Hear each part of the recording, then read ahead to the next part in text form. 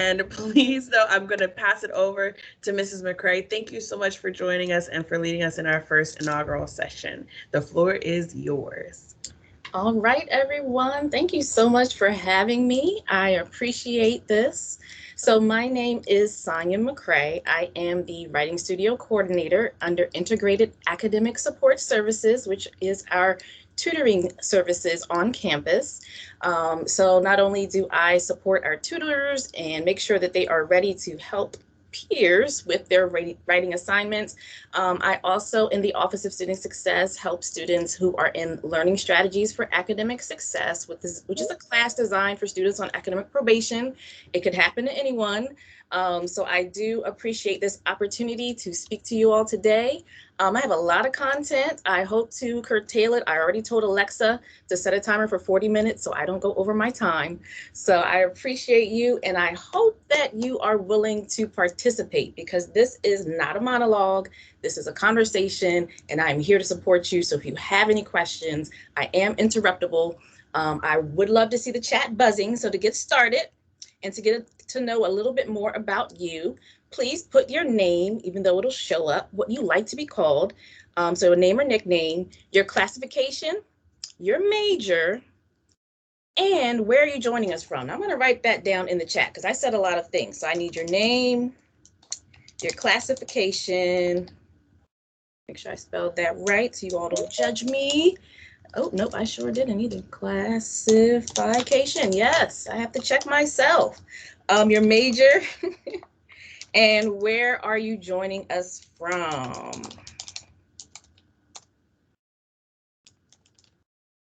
Now, if you're joining us from DSU, get a little more specific. Tell us exactly where you're joining us from. We already know that Victor is joining us from the library, so he's trying to get out of talking. But there will be quite a few of you who will have to chat with me, because I will call your names and ask you to unmute your mics. Yay!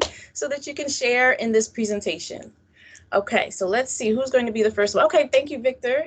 Chemistry major from Wesley. Okay, a senior joining the tutoring. Okay, in the tutoring center. Okay, got it. I know Victor.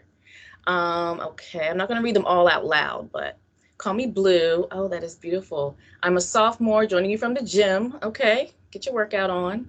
And we have Jalen, Junior, Food and Nutrition, your lovely room. I'm glad it's lovely for you. It's a little warm in the library. They tend to keep the heat on until May, regardless of the weather switching back and forth. So if you're in the library, it may be a little bit warm. So while the rest of you are chiming in, and please look at your peers in the chat. You may find someone with a similar major, similar interests, or they may be in the same location as you.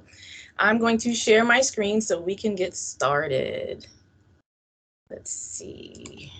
PowerPoint. Uh-oh. Hopefully this is a live version. Let's see if this works. Okay. It worked. Can everyone see that? Yes, we're good. Okay. And is it full screen, or can you see the slides on the bottom like I can? No, it's full screen. All right. Wonderful. Because I can write on it. All right, so we have quite a few friends. A sophomore, we have Lily, we got Justin, Bennett, Nate. Thank you so much for joining today. Today we're going to talk about professional letters. So I put a little blurb at the bottom that says your words go before you. And this is true whether you are sending in a resume, whether you are doing a cover letter and a resume, whether you were emailing someone you have never met before. Just like in the chat, how you're putting your information in there, I'm pretty much going to have to judge you off of what you've written. I have nothing else to go on. So that's why letters are so important, and professional letters take it to another level. And we want you to have that level of expertise so you can succeed in your internships, your jobs, your careers, and life. So let's talk a little bit about cover letters. It'll be a bit of my focus, but we will also touch on other things. So cover letters are like what I would like to call a flyer. You know, when you want to go to an event, you know, you look at the kind of summary of the event that's on the flyer. You look at who's presenting, where they're from, what they're going to talk about, and there's usually a nice image there. Now, in an actual cover letter, you're not necessarily going to put an image. I don't necessarily recommend putting your picture on your cover letter or your resume because, like I just said, we judge each other based on not just what you write, but even what you look like. And I would love it if the person who is reviewing your cover letter and your resume didn't judge you by your looks initially. You know, when you get to the interview stage, you can avoid it, but I recommend not putting a picture or any type of images on your cover letter. Keep it plain and simple. But to me, it still reminds me of a flyer because, like a flyer and a picture on it, a picture is worth 1,000 words, right? So unfortunately, with the cover letter, you don't have 1,000 words. Please don't write a cover letter that's 1,000 words unless maybe you're writing for a writing internship and they want to see your writing and they asked you to express yourself in that way. Okay, so I'm already going to start picking on friends. Madison, only because I know Madison and her name was on my screen. It says, after cover letters are flyers. Can you read for me the next sentence? Can you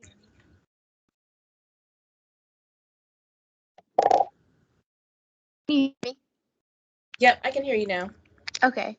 It's your cover page with an introduction of your most relevant highlights. There we go. That's it. Thank you, Madison. So ultimately, similar to how when you write a report, especially in APA format, I won't get into those details, but a lot of times when you were going through school, you would have a cover letter to give a snapshot of what's to come. And that's exactly what a cover letter allows your audience to do, especially someone in HR. They can very quickly see what's there and say, hey, do I want to continue reading or do I want to put this book down? And hopefully your cover letter will inspire them to keep reading. All right, a little bit about personal statements, since we do have a lot of seniors and upperclassmen here. Personal statements, instead of it being like a flyer, they're more like full page ads or articles. These are not letters, but I bring them up because the level of detail that you put in a personal statement, you do not want to put in your cover letter, okay? You don't want to start off with that all too overused phrase that most people put in their personal statements that would say something about your childhood and, oh, ever since I was a child, I've always wanted to be an electrician or whatever profession that you've always wanted to be. So you definitely don't want to make your cover letter synonymous with what you would put in a personal statement. Leave the personal statement to have those extra details. A lot of times when you're applying for graduate school, they will ask for a personal statement. It will require you to even answer questions, or sometimes they pretty much leave it open and say, tell us about yourself, you know, in a sense, and why you are great for this this role or this position, or why you're a good candidate, or why you'd be a great student. So this is different, and I just wanted to mention that because while we're talking about professional writing, a personal statement must be considered professional, and it must be considered something that can also get you in the door. All right, so of course you know about a resume. I'm not going to give you anything you don't already know. I just love analogies because for me, they paint a picture. And it's the same way you want to paint a picture on your cover letter to quickly help people identify what you're about. So a resume, if I were to give an analogy, it's like a menu, you know? So when you go to a restaurant and you're ready to eat, of course, you're going to look at the menu and you're going to pick what matches your taste, right? So when you submit your resume, your HR or whoever is reading that resume is going to look and say, okay, does this person have what I need? Okay, are they going to fit our taste buds here at this company or institution? And that's why your resume is full of bullets. It has very quick insights. It shouldn't have too much long writing. It's a list of what you as a candidate have to offer, right? But let's just say, I'm not trying to see how I'm going to put this. With that resume, your cover letter offers something special because now it gives insight into what's going to be in that resume. So they don't just have to look at the resume and say, okay, this is a menu.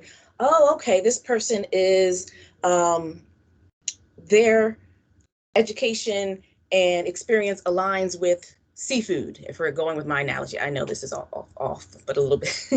they're in the seafood realm, but you have a company that's more about beef, right? So you have to see how you can somehow show them that your seafood can still match with their land meat, okay? All right, if you're probably wondering what is going on, at least this is memorable, even if you don't understand just yet. So the cover letter helps get your reader to your restaurant to open your menu, and it piques their interest. Okay, a lot of times if you have a resume and you realize that your experiences or your education doesn't match the job description, you can explain that away in your cover letter. So that's why we want cover letters. It goes before you.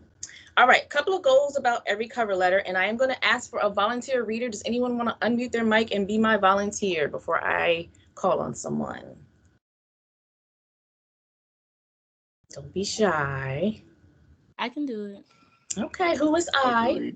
Jalen Sampson. Okay, Jalen, and then whoever else said I can read, you can go next. So cover letter, hashtag goals. I want to say pound, but that dates me a little bit. Okay, can you read the show bullet for me? Okay. Show you know them and embody their needs. Okay, so how can you show you know them and embody their needs? What is this them we're talking about, Jalen? The career, the job you're applying to. The job, the company, right. You want to show that you are embodiment of everything they're asking for, or at least you have most of it and you can grow to do the rest. Thank you so much. Okay, I'm gonna have you read the second bullet too. Your work ethic and attention to detail with a carefully crafted letter or statement.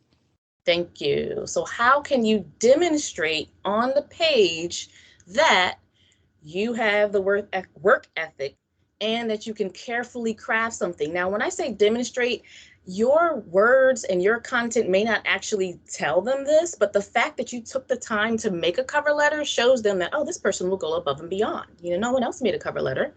And your attention to detail, oh, okay, and it was written well, and I can tell that they researched our company because they're using buzzwords that we use. They know our motto and our vision. So that's how you demonstrate that you pay attention to detail, by knowing them and then showing them that your experiences align with who they are. And last bullet point, now I heard a male voice say that they would read and then they disappeared. So can you read this last bullet point, Mystery Man, please? Yes, be specific, use brief explanation and examples.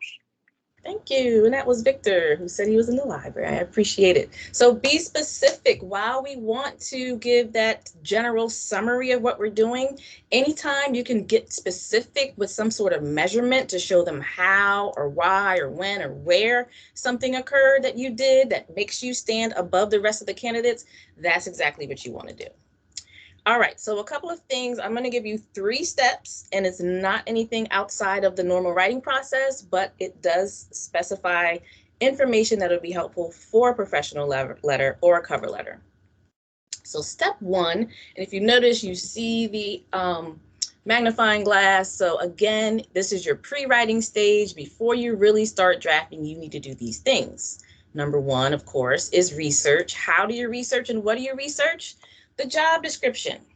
How can you tell them you're great for the job if you're just sending them a general cover letter and a general resume that you send to everyone and it doesn't align specifically with the job description? I do have a sample of a job description. If you are looking for a summer internship, Ms. Craig has a number of opportunities available. One of such is from LinkedIn. Let's see if I can very quickly switch my screen. I'm actually a little nervous to do this. I'm going to stay here for now. We might go back to that job description a little bit later. But the job description, what are they asking for? So that's something you want to research. The next thing you want to research is the company as a whole. Sometimes a job description includes maybe the vision or the goals of the company or a little bit of background knowledge about the company itself. But even if they do, I recommend digging further, going to their website and read about what they do, maybe how well they did with something last year, and you can bring that up in your cover letter. And then next we have you. And please mute your mic. I'm sorry if you just came in. So you're going to research the job description, you're going to research the company, and you're going to research you. How do you research you? What do I mean by that? What I mean by this is look through your own past, look through what's on your resume. Maybe there's something that you've done volunteer-wise that you forgot to put on your resume, but it definitely works with what they want. Dig into who you are and how you can then be what they need, okay? Now, here's the thing. In all things, be yourself. So I'm not saying to change who you are or manipulate the system to seem like you're something you're not, but I guarantee you there's a way to align what you do, have done in your education with something they are asking for in a way that's honest and appealing.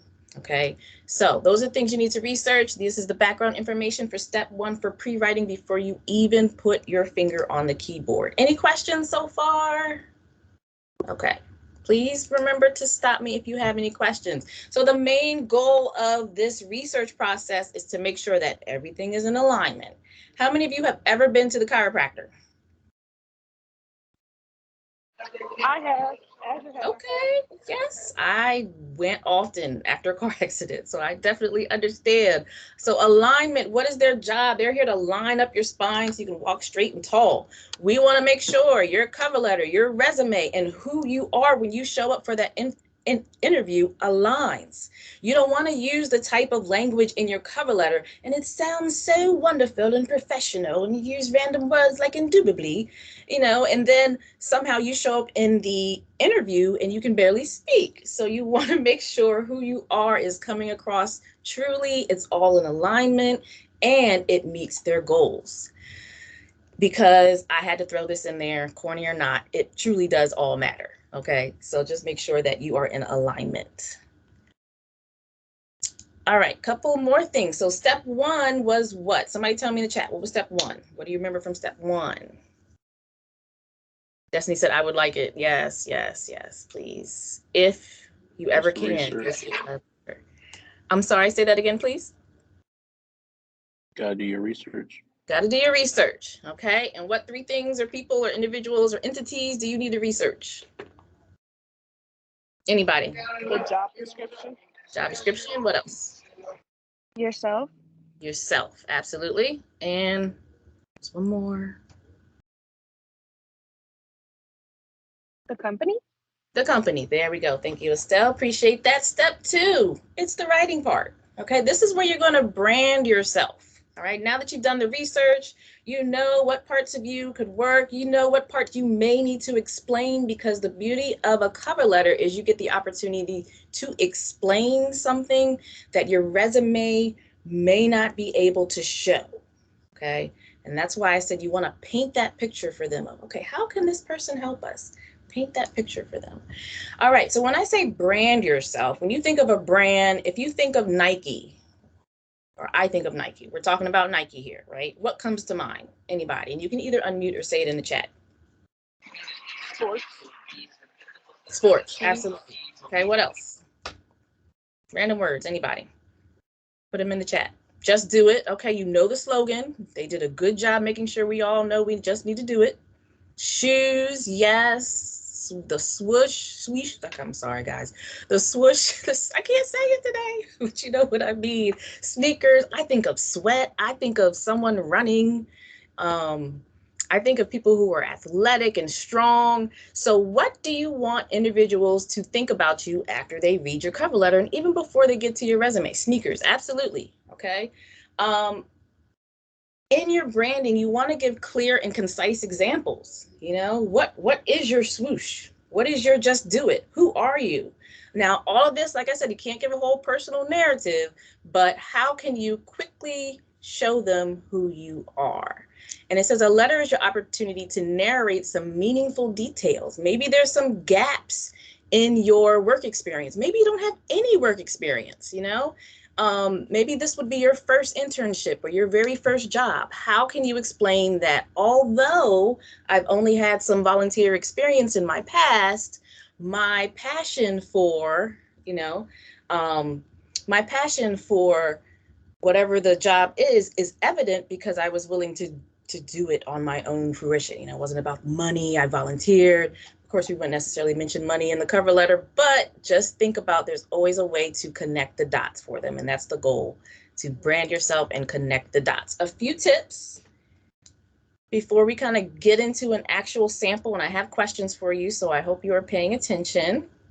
So you don't want to talk about things in your cover letter, or any letter for that matter, that you can't back up, you know? A lot of times there are general terms that we say that we've seen in all resumes, but how can you, if you mention it in your cover letter, you want to be specific and make it as measurable as possible. You don't want to say something like this example, works well with teams. Okay, great. Now prove it. How, when, where did you work well with team? Did you manage a team? Did you lead a team? You know, what details can you give me to prove it to me? Because honestly, anyone can really say anything in a resume or cover letter, but the ones who are able to back it up are the ones who will be believed and who can prove their worth. Okay, and here's another thought, and this is actually a quote, and I can't see at the bottom, there were some footnotes with sources, but when you use vague, imprecise, and stale language, you're not helping them get to know you. In some cases, it annoys them. So imagine an entire letter where all it says are very general, cliche things like, I work well with teams, I'm a fast learner, I'm self-motivated, I go above and beyond and go the extra mile. It all sounds good, but I mean, you're probably going to end up in the pile of the ordinary pile. You may not end up in the rejection pile, but you don't want to be in the ordinary pile. We want you at the top of the pile. I may need a reader because I'm tired of hearing my own voice already. How about a volunteer for the next bullet? Go ahead, thank you. Avoid using highly technical, unwarranted language. Thank you, Camille. So now, highly technical language, if you were in a specified field and in order to show that you understand exactly what's happening in this engineering or neuroscience realm, you may need to use highly technical language because it's a highly technical job, okay? So it's not a something I can apply to everything and say never use highly technical language, but you may want to just pay attention to whether or not it's warranted or not. Is it necessary to get your point across? And even with that, at the end of the day, most people still want to talk to someone who can communicate in layman's terms or in basic terms, even if they also have that level of expertise. So I don't recommend just writing a whole highly technical cover letter. Keep a little bit of balance if you are in a technical field and must use some of that verbiage. You don't want to sound overly formal or too casual. Now, it depends on where you are applying to. If you're applying to Foot Locker and you want to do a cover letter just because, you know, you just have the ability and the skill, you may not want to sound as formal as you may for certain places, but you never want to sound overly formal and sound like Shakespeare in your writing just because you can. Okay, that is probably going to be a turnoff. And of course, too casual, hey, yo, I'm good for this job, look me up. That's not going to work either, right? We already know this. All right, so a couple of letter basics, some things you're going to see in every letter, especially professional letter. If you look at the print side, so I kind of made a distinction between print and email.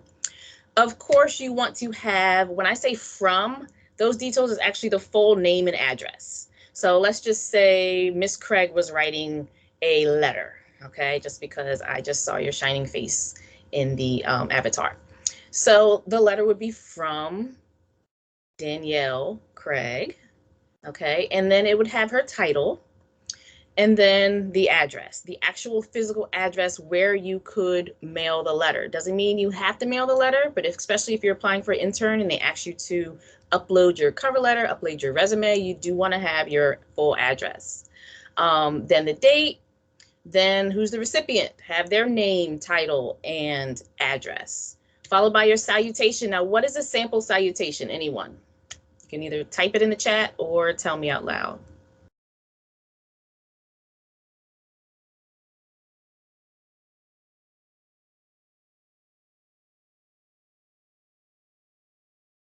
Okay, so a salutation would be what you would say in the beginning. It's like a salute, but sincerely is going to apply for the closing, okay? Sir, ma'am. Okay, so that's the way you would address the individual if you didn't know who they are. No problem, no problem. But what would you say before that? You know, when you write an email, you say something like, you know, sometimes good morning, good evening, greetings, dear. There you go. Perfect. Julie, I see you have class. No problem. Take care. To whom this may concern or to whom it may concern, yes, you can. So absolutely, those are some great examples. I do recommend that you find a recipient's name. So you do not want to write a cover letter and make it general to whom it may concern if you can avoid it. Because the person who writes a cover letter is already going to be a notch above those who just did a resume. The person who writes a cover letter and researches whose name they should put there, maybe it's the HR manager, maybe even if you say a department name, but at least you showed some effort into finding the details that matter. Okay. Now, if you have to put to whom it may concern, okay, but at least I would recommend use the HR department or the highest ranking HR individual that you can find on the website. Okay. That way, everyone else who is maybe beneath them in another role will still know that you made that effort. 3 short paragraphs, it could be more. That's why there's a plus sign there. And we'll talk about what that can entail in a moment. Of course, you want to include your contact information. Now, sometimes you will have your cover letter, and I do have a bunch of samples, but I'm hesitant to flip-flop between sharing my screen, so you'll see them in a little bit. You do want to have your cover letter aligned with your resume. So you don't want to have a resume with a certain template, and if you can use that same template for your cover letter and put it at the top, it can work. Okay, so just remember that when you have contact information, just like in a resume where everything's in the header, you can also do that with your cover letter, and then you'll just start with the recipient's address, the to and the date as it's listed at the top. And one other thing we want to hone in on is after your closing, and Estelle gave us a good one, sincerely, yours truly, regards. Those are the more formal ones. You want to kind of stay away from things like even just best or best regards. In the formal writing, I recommend saying sincerely because you're sincere about what you're saying. You want them to know that this is true. Okay, so, and I'm sorry for those of you who have to go. We will see you later, or you can watch later. Thank you for coming. Contact information, closing, signature. How many of you have a signature? Everyone should be raising their hands or throwing up a sign, or it doesn't necessarily have to be in cursive because some of us don't know cursive in these days and age, right? So therefore, your signature is whatever you choose to print or write as your signature. Just be consistent with it as much as possible. But make sure you include that. If you leave the signature off, it kind of falls into the realm of, oh, they didn't put their signature, okay?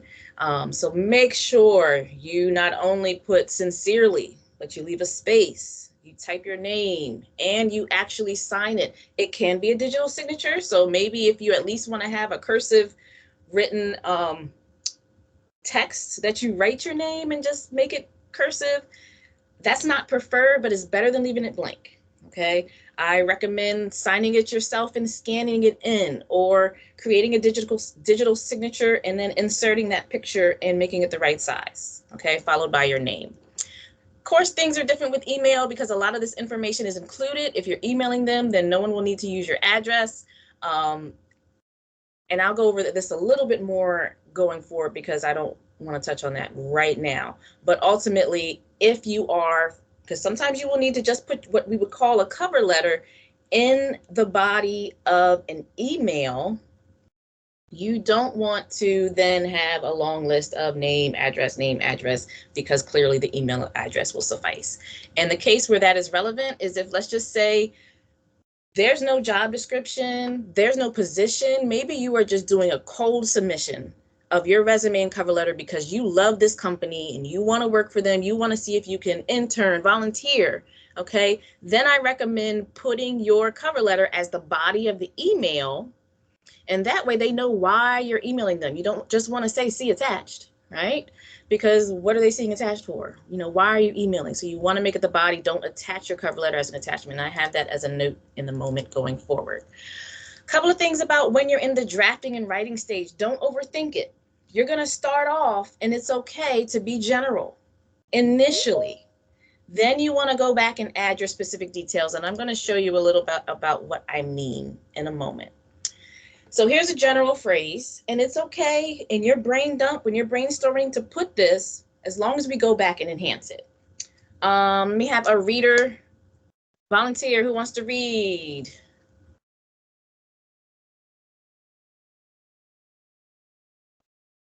Don't know, volunteered once.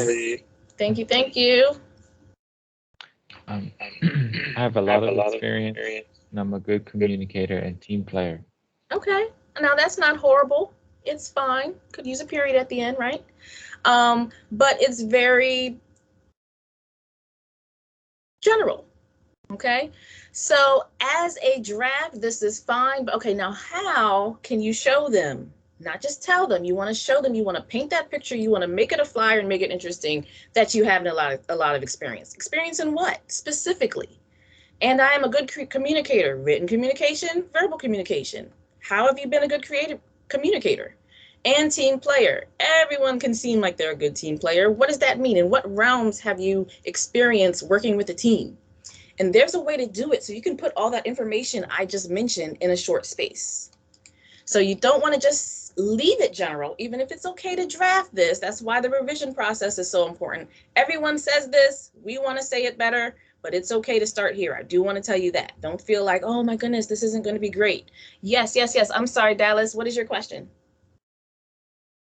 Hi, thank you for answering my question. I have to leave early, but so I have to write a cover letter, but not for a job. It's for an award I'm applying for. Okay. And so instead of doing a job description and like why I want this job or researching the company, what should I do instead? Because it's through the office of URELAH for higher GPA. Okay, so it's more like a cover letter in response to you want to earn an award or like gain a scholarship? Kind of both. So Okay. it's like if you have like one of the highest the highest GPA of all the applicants, then you get like a $5,000 stipend. Absolutely. I know exactly what you're talking about, Dallas. All right. So you want to sell why maybe, even though you have a GPA that may be on par with everyone else's 4.0 or close to a 4.0, what makes you special? Why should they choose you? You may have to go into a little bit of detail and not necessarily a bio, but from your resume, what have you done? You know, what are your extracurricular activities? What sets you apart? What makes you well-rounded? Why should they choose you? Is this something you've already received or you're basically hoping to receive? Hoping to receive. Okay, yes. So you want to get into detail about what makes you special. What have you done? What volunteer work have you done? And basically, you're going to research the elements that are on your resume, pull out the most, I don't want to say provocative, but that word does fit, even though it sounds a little racy. The most provocative and compelling elements of what you have done and who you are, and summarize it on that cover letter. And come see me or one of my writing consultants, and we'll definitely support you with that. Okay. Okay. And where would you be located?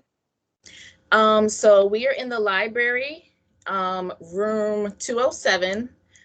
My email address, I have it at the end, but what I can do is, Dallas, can you put your email in the chat and I'll email you a schedule, and I can do that for Yes, I can. Okay, perfect. Thank you very you. much. You're welcome. And that applies to anyone. Yes. So research yourself and summarize why you are the one that they want, because that $5,000 would be something great. So go URELAH for offering such wonderful things. So now that we've kind of talked about as Dallas mentioned, what goes in your paragraphs. Okay, so let's chat about it a little bit more. How about, I need a couple of volunteers, and you can either say it out loud or put it in the chat. We need to chat for a couple minutes, 2 minutes. What goes in your body paragraphs in a cover letter? I mentioned a couple things, but based on your experience, what do you know should go in your paragraph or your paragraphs?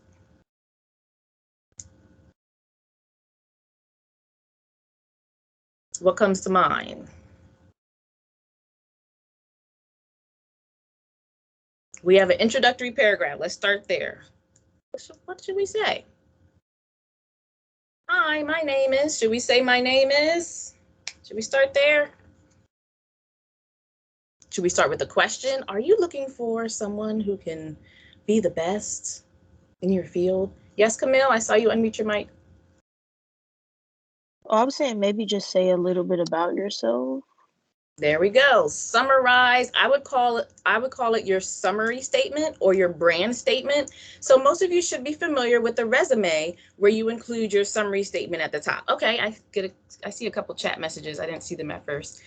Most of you are familiar with a resume that has a summary statement.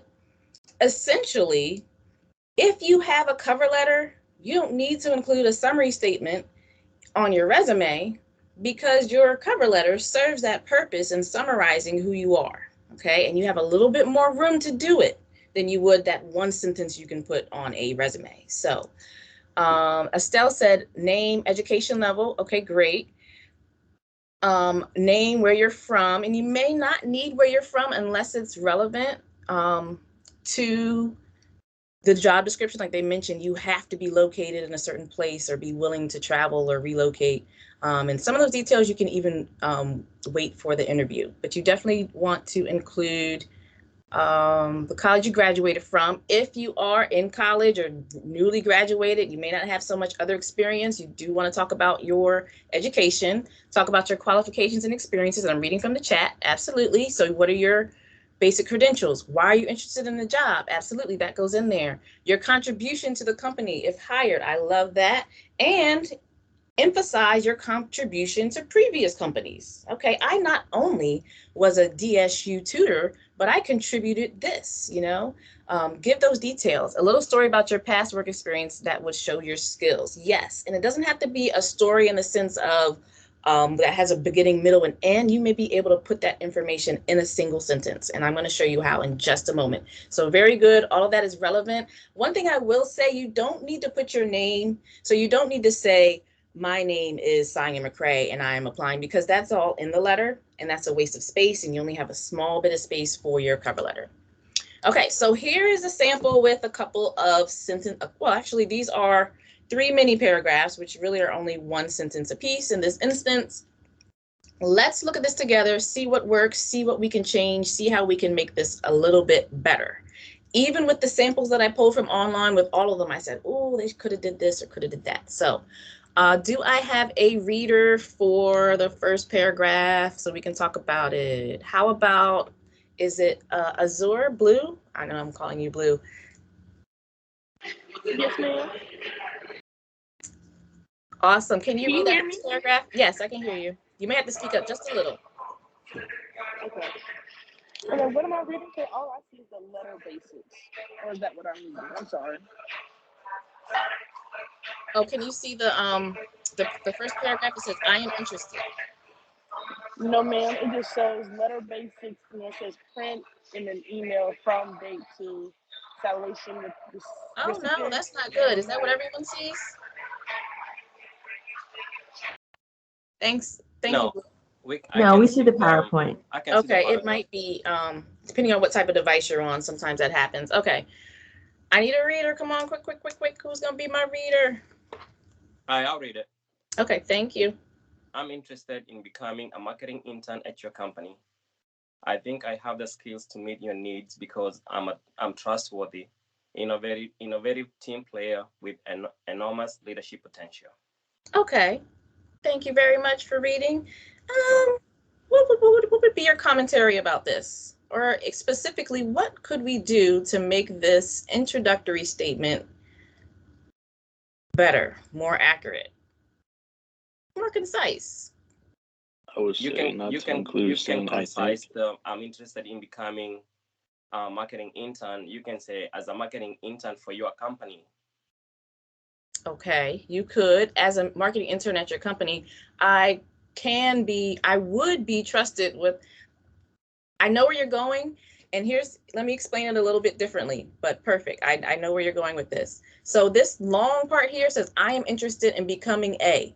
For me, anytime I see a bunch of words, more than 3 words that are strung together and they haven't really said anything yet, it's a waste of space. Someone who may pick up your cover letter and have 1,000 other cover letters and resumes to look at, they're going to toss it to the side because it took them too long to get to your point. Okay, so I get your point. You want them to get to the point more expeditiously, right?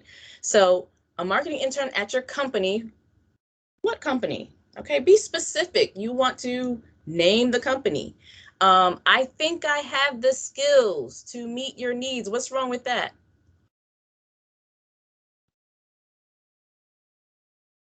Anybody? You're Estelle? sounding like you're not sure if, like, what the skills they're looking for.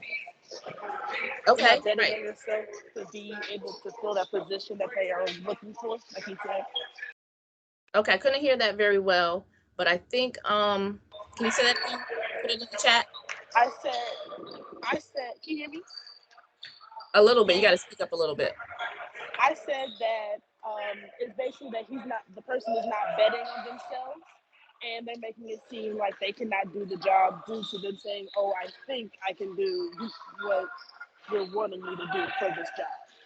Great point. Absolutely. So you don't want to use words like I think. You can say I'm confident that, right? I have the skills to meet your needs because I am trustworthy, but you don't want to say I think. That shows if you have doubt, then they should have doubt too, and that's not a good thing in this instance. So instead of saying I am interested in becoming a marketing intern at your company, you can start down here, take out the I think, and start with I think I can even mark this up. All right, so we don't need any of that. I have the skills to be a marketing intern at Nike because I am trustworthy, a trustworthy, innovative team player with enormous leadership potential. Now, again, this part is general. How can we fix this?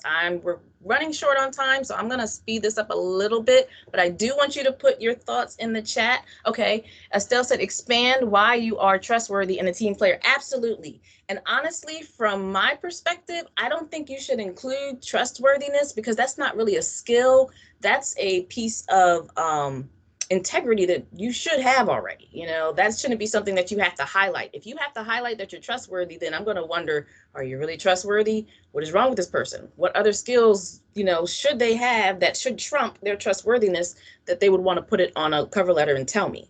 If somebody says, oh, I'm honest, you can trust me. I was like, oh, I don't know if I can trust you. Let me put my money away. All right. So because I would leave out trustworthy. I am an innovative team player with enormous leadership potential. What's wrong with that word potential here?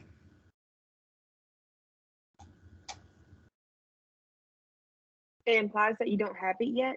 Right. It implies that I have to grow my potential. And it may be true. You may need to grow your potential, but you do have a level of leadership now. And I guarantee you somewhere on your resume, you'll be able to exemplify that and then also show it on your cover letter. And Destiny said a little story about your past work experience. Exactly. What happened in your work experience that led to that? We're going to get there a little bit in the second paragraph. This person did okay writing this. And potential. Yep. Exactly. Good point, Destiny. All right, next paragraph. I'm going to read it for the sake of time. It says, in 2019, I supported my job's fundraiser and helped them make an additional $43,000. That's not bad. Due to my marketing expertise on social media. Oh, now we're talking. So you're using a buzzword that even if a company doesn't necessarily mention that they are, you know, looking for someone in social media, that's the type of thing that would make them know, oh, okay, this person is up with the times. They're technologically savvy. He said he was innovative. So that's going to pique their interest, especially when you have amounts and measurements. How many? Where, when, and we'll talk about that in just a moment. Hopefully we'll get there. I supported my job's fundraiser. What job, what fundraiser? Be a little more specific and help them make an additional how, and use my skills with content management online to be specific.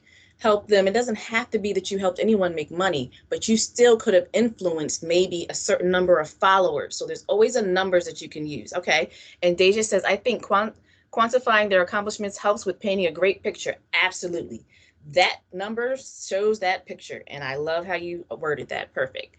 So then let's just say this is the middle paragraph. I would definitely add a little bit to it, but for the sake of time, this is just an example. So you would either explain that a little more or give some more details about some other skills that back up your innovative team leadership and leadership skills, right? So you would add to that. That's not long enough. I recommend at least having a couple sentences in the middle. Please look at my resume and credentials. I'd be happy to come in for an interview and prove I am worthy of this role. Oh, it's okay, but not great because we're begging. We don't beg. We know our worth in 2022, right?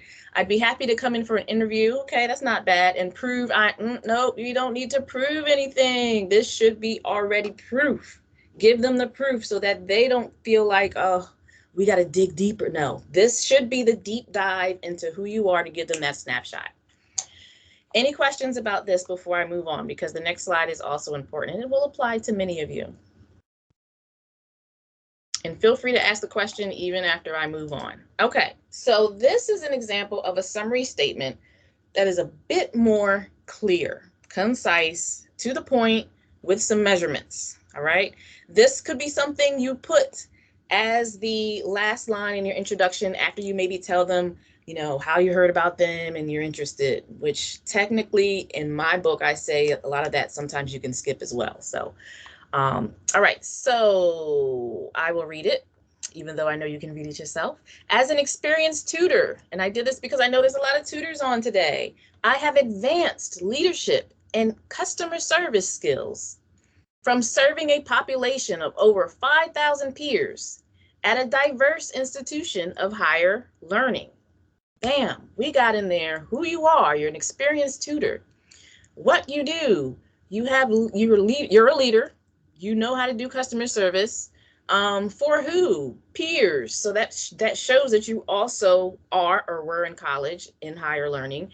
And notice how words are thrown in there that do matter, like diverse. Okay. Now, all institutions have a level of diversity, but when you go in to make a statement like this, it's always great to quickly give an example or explain it. So you may want to say, as a student at Delaware State University, a historically Black college and university, the diversity level, you know, so you want to give a little bit of insight, a little bit more detail, hit them with the picture and keep it moving, right?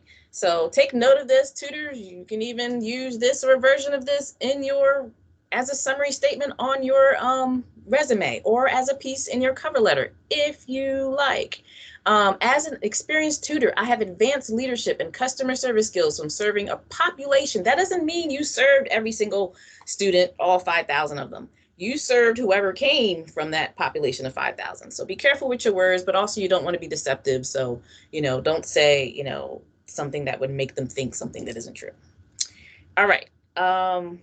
Some things to consider: who you are, who you're talking to, what you did, does it matter? Okay, and that's where the why comes in.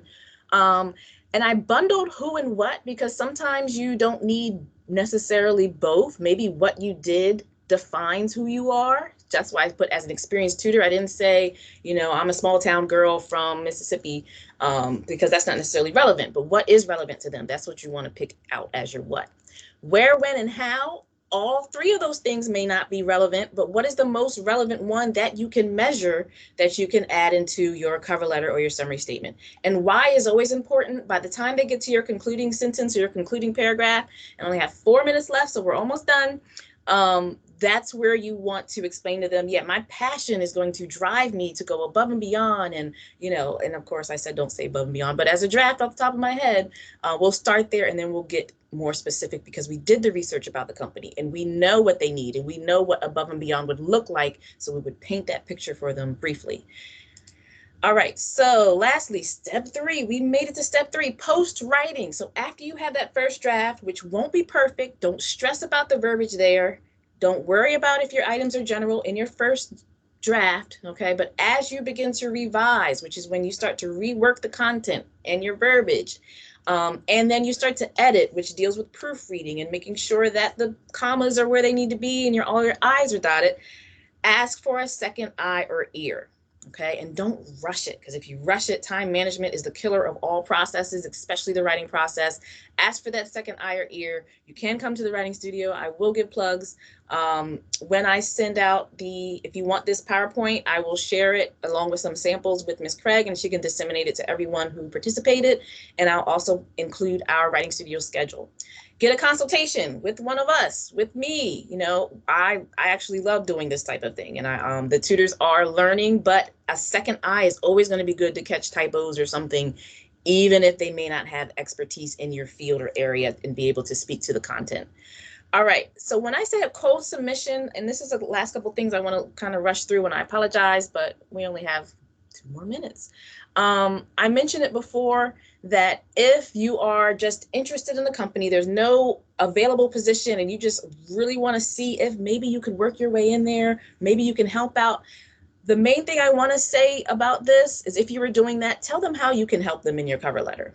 Focus on that. How can you help them and give them an action item? Hey, call me because I believe I can help increase your revenue by, you know, using your followers on Instagram to show them your products more readily than your Facebook page allows. Something like that, right? You want to make sure you can tell them how you can help them. So it's similar to doing a regular cover letter. If you're responding to a job description, you're still going to end up doing research to figure out what their potential needs are and gaps are, and then you're going to tell them how you can help them.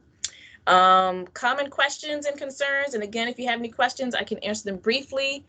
I mentioned this already. You don't need a summary statement on your resume if you have a cover page, in my opinion, because you're going to make that summary statement on your cover letter. And I meant to say letter there. Do you need to sign your cover letter? And I guess I'm asking you all that. Do you need to sign your cover letter? I've answered this before. Somebody put it in the chat. Yes, no. Is there one? Yes, thank you, Ari. Yes, Justin. Yes, Blue. Nelson. Awesome. What do I need to know about digital submissions? And you know what? This may be the most important thing to kind of close on, and the rest we'll either have to do a part 2 or you'll have to look at the PowerPoint. When you submit your digital attachments, please, please, please don't submit it and it just says cover letter or it says resume. Make sure you put your first initial, last name, first and last name, underscore, resume, and the year. Something to show that you didn't just, you know, something to show you put thought into your file name, because they're going to see this file name. A lot of time, HR will send the file directly to the department as is with your file name. So don't just put letter, period. Okay, no, this person does not pay attention to detail. They don't go above and beyond, even though they said they did, they lied. Okay, so pay attention to your file name. What if you have minimal experience or this is your first job? Highlight who you are and why, what you can do and why your education matters. What classes you've taken that align with who they are and what they need. And to whom do I address my letter? Should I include a physical address? If it's a print letter, absolutely. Find out the hiring manager, or maybe there's a person, a contact person, that's who you can address it to. So I'm going to have to stop there, but remember to use the process. What we were going to do was I'm going to have you give you a moment to find your best selling point about who you are if you were maybe applying for an internship, and kind of expound upon that to make at least your summary statement. And I hope you all have a summary statement. If not, think of the one that I posted earlier about tutoring and use that. And most importantly, whatever you draft, enhance it, polish it. And I didn't get to the samples, so I will put some in my email to Ms. Craig, who will disseminate that. That's it for me. We thank you so much, Mrs. McCray. That was an amazing session, and I know that we probably should have to have a part 2 to that. So we'll work with getting that on. If you guys think so, remember that we have the survey that's coming out. Put that in the survey. Put that answer in there. I'm trying to get the link for you guys. Put that answer in there, or that suggestion that you would like for us to have a part 2, okay?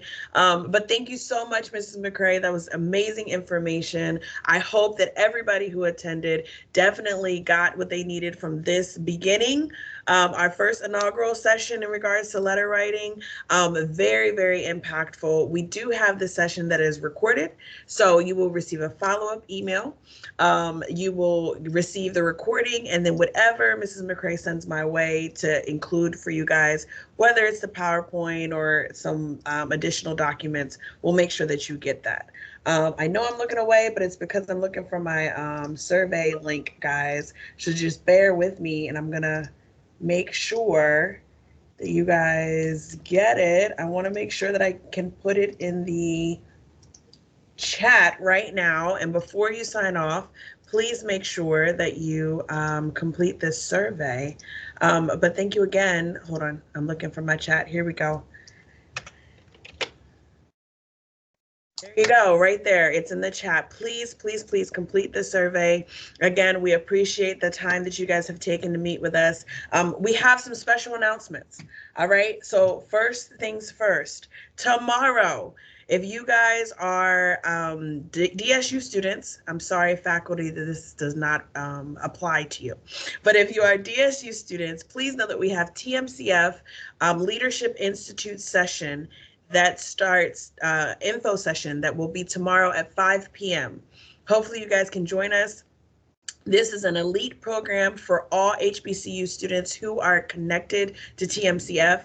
You guys should know that they provide scholarships, they provide internships, they provide connections to the amazing Fortune 500 companies that they work with. And the Leadership Institute is a conference where they invite 400 of the top HBCU students to DC. Hopefully, fingers crossed, this year we get to go back to DC. Last 2 years has been virtual, but to DC. You stay there for 3 or 4 days, enjoy the experience. It's awesome. All right. So as the campus coordinator, I get to go with you guys. And we have a great time. All right. So we usually shoot for about 16, 17, 18 people to go. So join us tomorrow at 5 o'clock. The email just went out. Register for that link. Come and get the information. Even if you're not interested in the Leadership Institute, join the info session because he's going to be sharing everything from scholarships that are available to you right now, all the way up until, mentorship programs, other programs. You want to get involved and you want to get that information.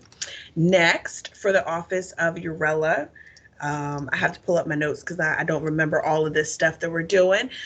We have our leadership development session, the second one of the semester with Mr. Rashid Thomas. It's entitled Authentic Leadership. All right. And that is going to be held on the 17th. So that's on Thursday during your common hour, hopefully at 11 a.m. I'm going to put that link in the chat so you guys can register for that. All right. We're doing some amazing work around here. We just want you guys to get this information and be able to be the best students, the best young professionals that you can be. So that's why we do this programming for you. Really quickly, next week we have on Tuesday at 4 o'clock, make sure that you join us for our next session. And I want to say, hold on, I slipped. Does anybody know what the next session is? I can't pull it up in my. Yes, this is Asua. It is on communications and social media. Communications and social media, and I believe it is with Ms. Sade Truitt, who is the PR princess of Delaware. So come out, join us, and listen here.